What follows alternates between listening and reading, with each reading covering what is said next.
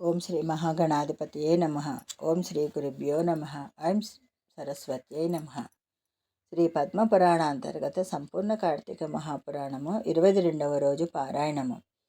త్రయోదశాధ్యాయము. నారద ఉవాచ. ఓ పృథురాజ, రాహువు చెప్పిన విషయాలన్నీ వినగానే క్రోధోద్రిక్తుడైన జలంధరుడు శివుని మీద రణబేరి వేయించాడు.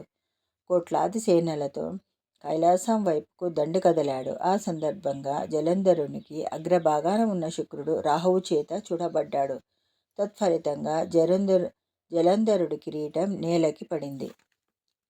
రాక్షస సేన విమానాలతో కిక్కిరిసిన ఆకాశం వర్షాకాలపు మేఘావృతమైన ఆకాశం వలె కనిపించసాగింది. ఈ రణోద్యోగాన్ని ఎరిగిన దేవతలు ఇంద్రుణ్ణి ముందర ఉంచుకొని రహస్య మార్గాన శివుడి సన్నిధికి వెళ్ళి యుద్ధ వార్తల్ని విన్నవించారు. ఓ దేవాదిదేవ, ఇన్ని నాళ్లుగా వాని వల్ల మేము పడుతున్న ఇక్కెట్లన్నీ నీకు తెలియను. ఈవేళ వాడు నీ మీదికి దండెత్తి వస్తున్నాడు.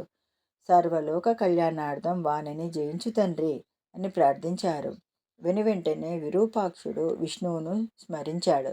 విష్ణువు వచ్చాడు. అప్పుడు శివుడు ఆయనను చూచి, కేశవ, గత జగడంలోనే ఆ జలంధరుడిని జమునిపాలు చేయకపోయావా? పైపెచ్చు వైకుంఠాన్ని కూడా వదిలి వాడింట కాపురం ఉండడం ఏమిటి అని ప్రశ్నించాడు. అందుకు జవాబుగా విష్ణువు, పరమేశ్వర, ఆ జలంధరుడు నీ అంశ వలన పుట్టడం చేత, లక్ష్మికి సోదరుడు కావడం చేత యుద్ధంలో నా చేత వధించబడలేదు. కాబట్టి నువ్వే వాణిని జయించు అని చెప్పాడు. అందుమీదట శివుడు, ఓ దేవతలారా, వాడు మహాపరాక్రమవంతుడు. ఈ శస్త్రాల వల్లనే కాక నా చేతగాని మరణించేవాడు కాదు. కాబట్టి మీరందరూ కూడా ఈ అస్త్రశస్త్రాలలో మీ మీ తేజస్సులను సైతం ప్రకాశింపచేయాలి అని ఆజ్ఞాపించడంతో విష్ణువాది దేవతలందరూ తమ తమ తేజస్సులను బయల్పరిచారు. గుట్టుగా ఏర్పడిన ఆ తేజస్సులో శివుడు తన తేజాన్ని కలిపి మహోత్తమము, భీషణ జ్వాలాస్యము, వేగ సంపన్నము, అత్యంత భయంకరము అయిన సుదర్శనమనే చక్రాన్ని వినిర్మించాడు. అప్పటికి 1,000,000 ఏనుగులు, 1,000,000 గుర్రాలు, 1,000,000 కాల్బలగముతో కైలాస భూములకు చేరిన జలంధరుని దేవతలు ప్రమదగణాలు ఒక్కుమ్మడిగా ఎదుర్కొన్నాయి. నందీశ్వర, విఘ్నేశ్వర, సుబ్రహ్మణ్యేశ్వరవాదులు కూడా తమ తమ గణాలతో సహా జలంధరుని ఎదుర్కొన్నారు. 2 తెగల మధ్యన భయంకరమైన సంకర సమరం కొనసాగింది.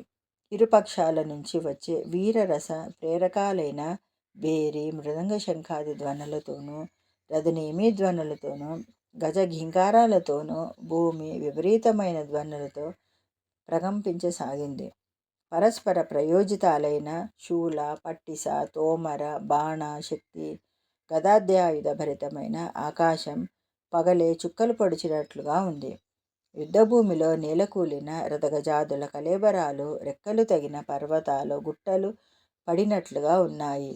ఆ మహాహవంలో ప్రమద బాణోపహతులైన దైత్యుని శుక్రుడు మృత సంజీవని విద్యతో పునర్జీవింప చేయసాగాడు. ఈ సంగతి ఈశ్వరుని చెవిన పడింది. తక్షణమే ఆయన ముఖం నుంచి కృత్య అనే మహాశక్తి ఆవిర్భవించింది. అది అత్యంత భయంకరమైన తాలు జంఘోదర భక్తస్థనాలతో మహావృక్షాలను సైతం కూలగొడుతూ రణస్థలిని చేరింది. రావడమే పేరు మోసిన రాక్షసులందరినూ తినేసింది. ఆ ఊపు శుక్రుణ్ణి సమీపించి అతనిని తన యోనిలో చేర్చుకుని అంతర్ధానమైపోయింది. మరణించిన వాళ్లను మళ్ళా బ్రతికించే శుక్రుడు లేకపోవడం వలన ప్రమద గణాల విజృంభణకు రాక్షస సేన మొత్తం తుఫాను గాలికి చెదిరిపోయే మబ్బు తునకల వలె చెల్లా చెదరైపోసాగింది. అందుకు కనిసిన శుంభనిశుంభ, కాలనేమ్యాది సేనానాయకులు అగణిత శర పరంపరతో శివగణాలను నిరోధింపసాగారు. చక్కటి పంట మీద మిడతల దండులాగా తమ మీద పడే రాక్షస బాణాలకు రక్తసిక్త దేహులై అప్పుడే పూసిన మోదక చెట్ల వలె తయారైన శివసేనలన్నీ తిరుగుముఖం పట్టి పారిపోసాగాయి. అది గమనించిన నందీశ్వర, విఘ్నేశ్వర, సుబ్రహ్మణ్యేశ్వర్లు అగ్రహావేశులై రాక్షస సేనల మీదికి విజృంభించారు. త్రయోదశోధ్యాయం సమాప్తము. చతుర్దశాధ్యాయము. నందీశ్వరుడు కాలనేమితోనూ, విఘ్నేశ్వరుడు శంభుడితోనూ, కుమారస్వామి నిశుంభుడితోనూ ద్వంద్వ యుద్ధాలకు తలపడ్డారు. నిశుంభుడి బాణఘాతానికి సుబ్రహ్మణ్య స్వామి వాహనమైన నెమలి మూర్ఛపోయింది. నందీశ్వరుడు తన బాణ పరంపరతో కాలనేమి యొక్క గుర్రాలను, జెండాను, ధనస్సును, సారథిని నాశనం చేసేశాడు. అందుకు కోపించిన శుంభుడు విఘ్నేశ్వరుడి వాహనమైన ఎలుకను బాణంతో బాధించాడు. అది కదలలేని పరిస్థితి ఏర్పడడంతో వినాయకుడు గంటగొడ్డలిని ధరించి కాలినడకన శుంభుని చేరి వాని వక్షస్థలాన్ని గాడనేశాడు. వాడు భూమిపై పడిపోయాడు. అది గమనించిన కాలనేమి నిశుంభులు ఇద్దరు ఒకేసారిగా గణపతితో కలయబడ్డారు. దీనిని గుర్తించి వారి మధ్యకు రంగప్రవేశం చేశాడు వీరభద్రుడు. వినాయకునికి సహాయార్థమై వీరభద్రుడు కదలగానే కుష్మాండ, భైరవ, భేతాళ, పిశాచి, యోగిని గణాలన్నీయు ఆయనను అనుసరించాయి. గణ సహితుడైన వీరభద్రుని విజృంభణతో రాక్షస గణాలు హాహాకారాలు చేశాయి. అంతలోనే మూర్ఛదేరిన నందీశ్వర, కుమారస్వాములిద్దరూ పునః యుద్ధంలో ప్రవేశించారు. వాళ్ళందరి విజృంభణతోనూ వీగిపోతున్న తన బలాన్ని చూసిన జలేంద్రుడు అతి అనే పతాకం గల రథంపై వచ్చి ఈ సమస్త గణాలను ఎదుర్కొన్నాడు. జలంధరుడి బాణాలతో భూమి ఆకాశాల మధ్య ప్రాంతమంతా నిండిపోయింది.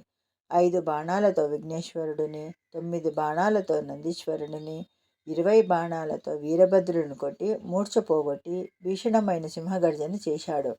వాడి గర్జనతో ముందుగా స్పృహలోనికి వచ్చిన వీరభద్రుడు 7 బాణాలతో జలంధరుడి గుర్రాలని, పతాకాన్ని, గొడుగును నరికివేశాడు. మరో 3 బాణాలు అతని గుండెలలో గుచ్చుకొనేలా నాటాడు. దానితో మండిపడిన జలంధరుడు పరిగ అనే ఆయుధంతో వీరభద్రుడిని ఎదుర్కొన్నాడు. అద్భుతమైన యుద్ధం చేశారు వాళ్ళు. అనంతరం జలంధరుడు వీరభద్రుడి తలపై పరిగను ప్రయోగించడంతో వీరభద్రుడు స్పృహ తప్పి పడిపోయాడు.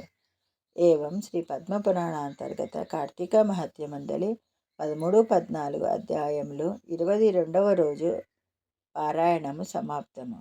లోకా సమస్త సుఖినో భవంతు. సర్వే జనా సుఖినో భవంతు. ఓం శాంతి శాంతి శాంతి.